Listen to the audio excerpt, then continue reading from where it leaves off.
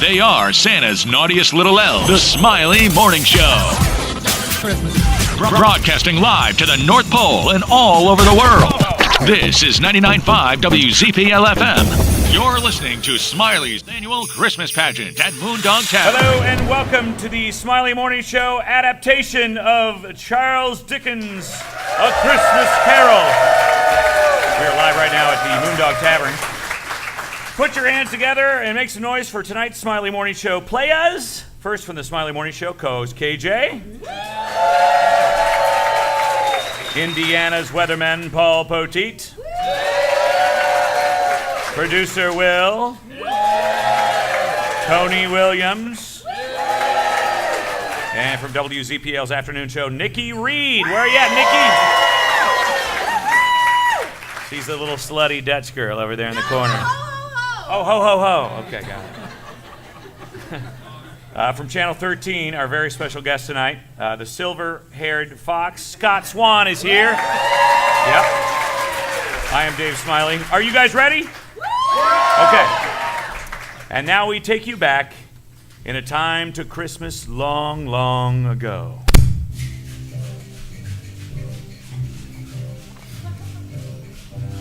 Marley was dead, to begin with. There is no doubt whatsoever about that. Marley was as dead as a doornail. I don't know what there is particularly dead about a doornail, but permit me to repeat once again emphatically that Marley was as dead as a doornail. Marley was as dead as the CBSI and the Wish TV logo right about now. That's too soon. Sorry about that. Scrooge knew he was dead? Of course he did. Scrooge and he had been partners for I don't know how many years. Scrooge was Marley's sole friend and the only man who mourned him, if Scrooge can be said to have mourned him, to have been mourned at all. There is no doubt that Marley was dead. Are you following me on this? Marley was dead. Yes, he's dead. As dead as any chance that Pat McAfee will ever be on the Smiley Morning Show's friend list anytime soon. That dead. That's how dead I'm talking about. This must be distinctly understood, or nothing wonderful can come of the story that I am about to relate.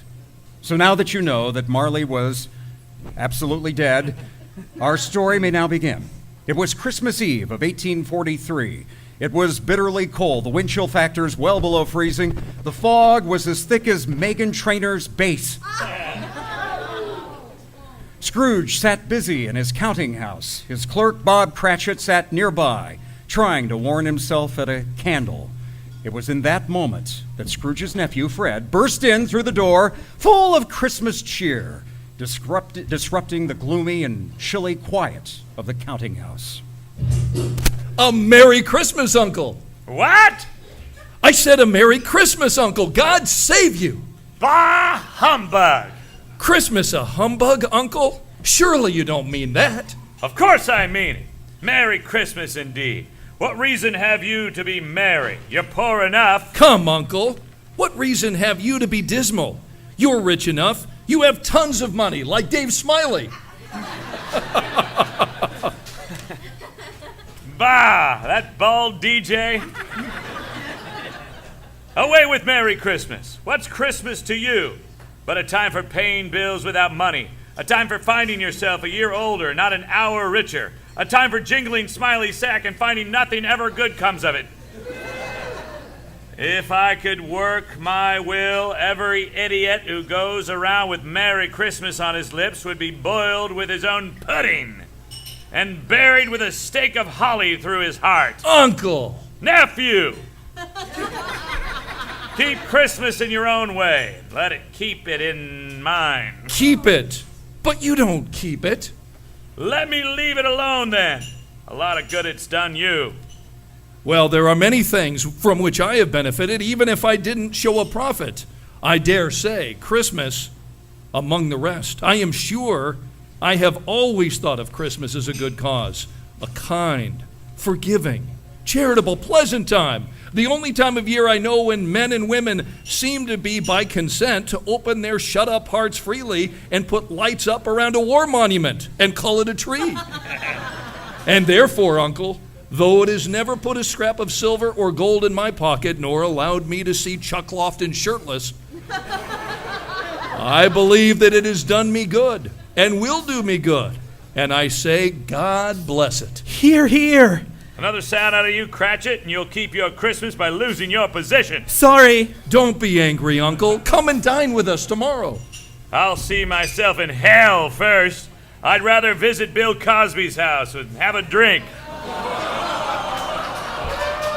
But why, Uncle? Why?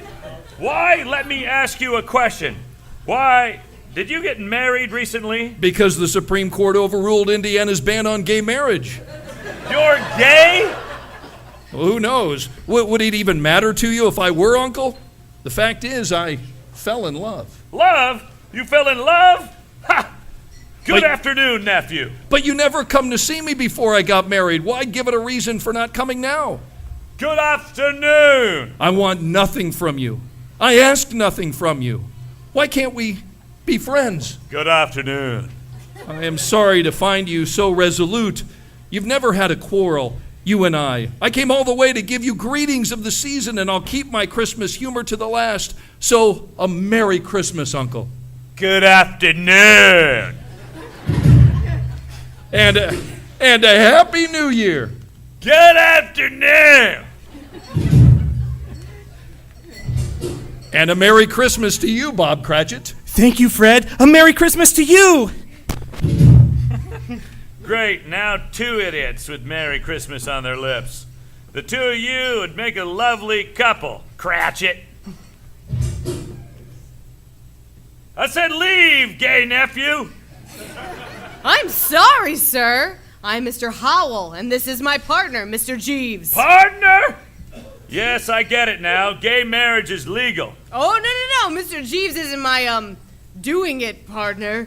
He's my business partner in charity collections. Oh, God, charity beggars, even worse. Scrooge and Marley's. I believe. Have I had the pleasure of addressing Mr. Scrooge or Mr. Marley? Marley's dead. Oh. In fact, he died 7 years ago this very night. Oh, well, I am quite sorry to hear it, but I have no doubt his generosity is well represented by his surviving partner. Guaranteed not. It isn't. At this festive season of the year, Mr. Scrooge, it is more than usually desirable that we should make some slight provision for the poor and needy who suffer greatly at the present time. Many thousands are in want of basic needs. Hundreds of thousands are in want of common comforts, sir. Are there no prisons? Did they disappear? Oh, no, sir. There are still plenty of prisons. And the workhouses for the poor, still in operation, I assume. They are. Still, I wish I could say they were not. Is the Smiley Morning Show still doing Show Us Your Cans to replenish Gleaner's food banks then? Yes, at the Hooters or some other boob-themed restaurant. Every year, sir. Oh, well, I was afraid from what you had said that something had stopped them in their useful course. I'm glad to hear it. Given they scarcely furnish good cheer to the multitude, a few of us are trying to raise a fund to buy the poor some meat and drink and some means of warmth. Maybe some vanilla mint or cinnamon toothpaste. We choose this time because it is a time above others when want is keenly felt and abundance rejoices, and their breath is especially stank from a year's lack of brushing. What shall I put you down for? Nothing. Ah, you wish to be anonymous then. I wish to be left alone. I don't make merry myself at Christmas. And I can't afford to make idle people merry. I am taxed for the institutions I have mentioned, and they cost enough. Those who are badly off must go there or play a saxophone poorly underneath the Arts Garden downtown, or look sick and hold cardboard signs at major intersections along Meridian, Keystone, and such. But many can't go there, and many would rather die. Oh well, if they'd rather die, perhaps they should go ahead and do it, and decrease the surplus population. Besides, I wouldn't know anything about it. Well, how could you know it, sir? It's none of my business. I have too much of my own business to interfere with other people's. Mine occupies me constantly, and I'll thank you for, and I'll, what? Mine occupies me constantly, and I'll thank you to leave it to me. I need, what? Leave it to me. Leave me to it. Leave me to I it. think it's what it means, sir. Leave me to it. I need to post a picture of my food on Facebook now. Good afternoon. Well, I'll leave you to it. Good day, sir. Good day. Come, they told him, pa-rum-pa-pum-pum, a newborn king to see, pa-rum-pa-pum-pum. Scrooge! Scrooge! Get away from here! I'll pump you with my cane. I didn't ask to be bothered with that noise. Cratchit! I suppose you'll want Christmas Day off tomorrow, huh? If it's quite convenient, sir. It's not convenient, and it's not fair. You take more days off than Toni Williams. If I was to hold back a half a crown for it, you'd think you'd be abused. No doubt. Terrible. And yet, you don't think me ill-used when I pay a day's wages for no work. But this request, sir, it's only as frequent as Dave Smiley has relations, just once per year.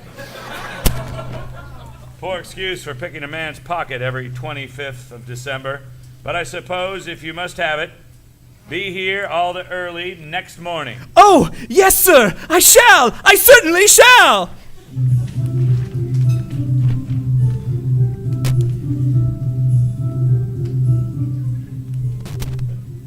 And with that, the workday came to an end for Bob Cratchit. He bundled himself in his scarf and hat, snuffed out his candle, and left the counting house with a skip and a step to meet his youngest son, Tim.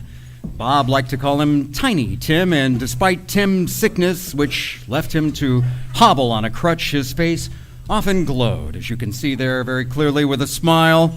Is that a champagne chic kind of a glow or just a regular glow? Especially every evening when Tiny Tim and Bob Cratchit would meet up and have their walk home together. Father! Hello, my dear son. Father, I have been waiting for you. Let's go to the Children's Museum and watch the children smear the Dinosphere exhibit glass with their snot. Someday, you'll get to play with all the other kids too, but probably from inside a bubble or something. I feel that I am getting stronger every day. Stronger! Yes, that's what I bet is happening. And do you remember what tomorrow is? Christmas Day! And I am to have the whole day off to celebrate with my family. Hooray for Christmas! Free sick day! Yes, you get lots of those, don't you, Tim? Yep. Hey, let's sing our favorite carol. Jingle bells, jingle bells, jingle all the way. Oh my God. The narrator is so glad he's not using Tiny Tim's microphone as the story continues. As they sing carols all the way home, their world of troubles melted away. But Scrooge was a lonely old D-bag. His night would not be filled with carols or Marys or probably Sarahs either. Scrooge took his miserable, melancholy walk back to his miserable, melancholy home. He lived in chambers which had once belonged to his deceased partner, Jacob Marley. They were a gloomy suite of rooms, old and dreary, for nobody lived in it but Scrooge. Upon arriving back to this home, Scrooge took off his cravat. Do you have your cravat off? Put on a really hideously ugly freaking sweater. Then his dressing gown, slippers, and his nightcap, and sat down before the fire to eat his gruel. It was a very low fire. Indeed, nothing on such a bitter night. He was obliged to sit close to it and brood over it before he could extract the least sensation of warmth from such a handful of coal. Yes, my gruel. He sat in front of an empty fireplace in his dressing gown, slippers, and nightcap, eating his gruel, disgusting, mumbling occasionally. Yes, I like money, and gruel, and money. I hate people. Terrible, this is the worst. But suddenly, Scrooge's calling bell began to ring. Huh? What the? Who's there? Ha! Nothing. The bell stopped suddenly, leaving Scrooge momentarily frozen. Gruel. I like gruel. I hate you people.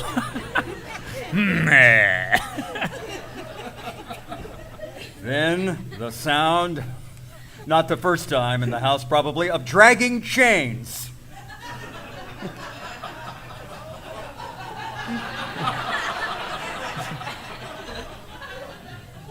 Distinctly, chains being dragged across the floor. The chains broke his mumbling. What? What? What the devil? Scrooge!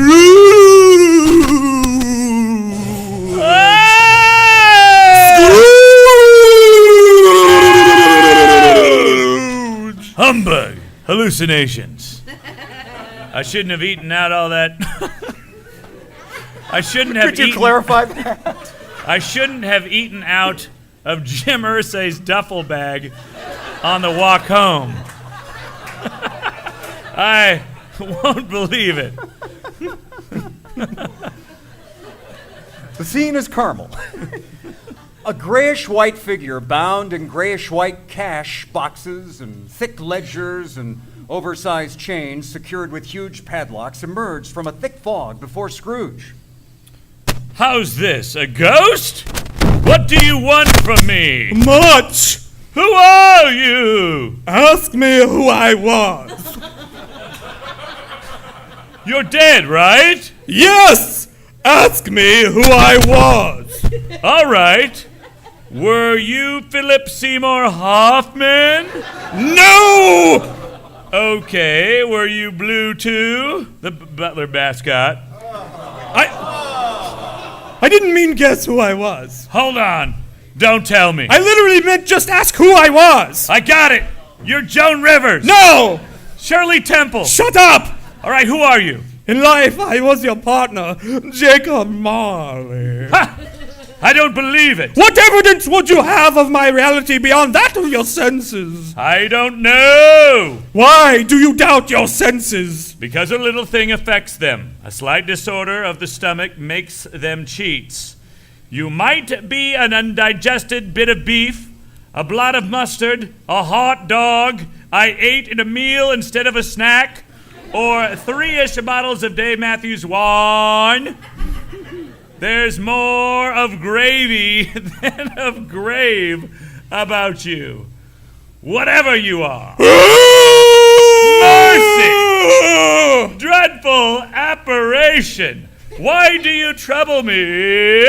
Man of the worldly mind, do you believe in me or not? I do, I must.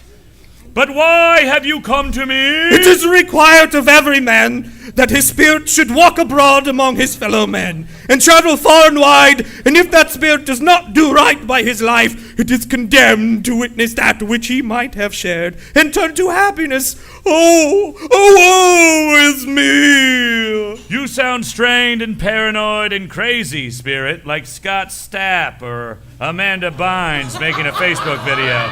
Tell me why! I wear the chain I forged in life. I made it link by link, yard by yard, and wore it of my own free will. Is the pattern strange to you? Or would you know the weight and length of the strong coil you'll bear yourself?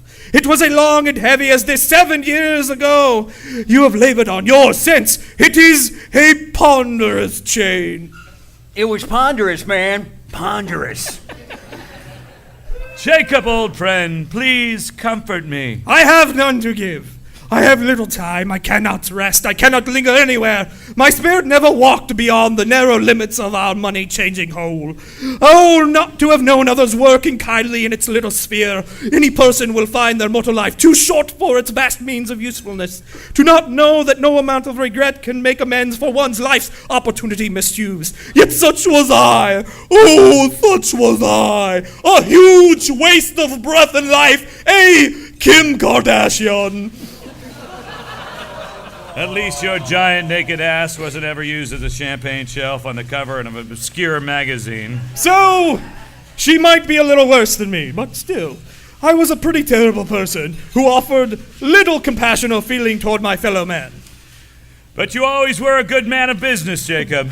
Business? Humankind was my business. The common welfare was my business. Charity, mercy, forbearance, and benevolence were all my business. The dealings of my trade were but a drop of water in the comprehensive ocean of my business. Oh, did I walk through the crowds? Why did I walk through the crowds of fellow beings with my eyes turned down? Hear me now, Scrooge! My time is merely done here, like CBS programming on Wish TV 8. I will, Jacob. But don't be hard on me. I am here to warn you that you have yet a chance of escaping my fate, a chance I have procured for you, Ebenezer.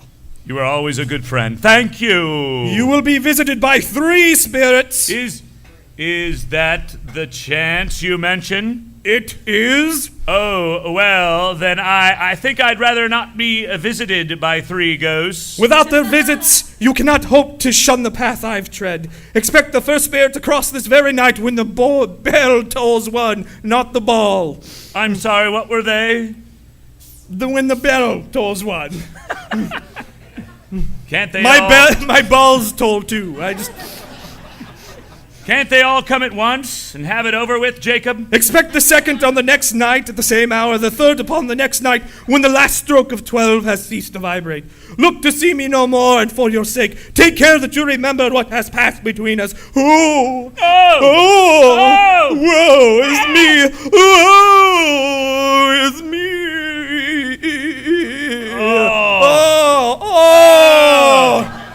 To loser hell I go! Oh, humbug! I believe I have just soiled my pajama bottoms. Or you may have soiled your pajama bottoms. What did I say? I think you Spoiled. I think you said sailed. Or maybe you sold them on Craigslist. Look, it's Smiley's dirty pajama bottoms. We'll meet in a parking lot and buy them. But now back to our story. Upon changing his pants, which is why I had to establish the whole soiled thing, sorry about that. Upon changing his pants, Scrooge slinked back to bed and closed the bed curtains around him, hoping that perhaps within these thin walls of cloth, it might keep out the 3 spirits that Marley had mentioned. Will these 3 spirits visit Scrooge on this night, or has this all been a hallucination brought on by bad gruel? Stay right here, because soon we will all find out together when we return to the Smiley Morning Show's A Christmas Carol on 99.5 WZPL, live from the Moondog Tavern.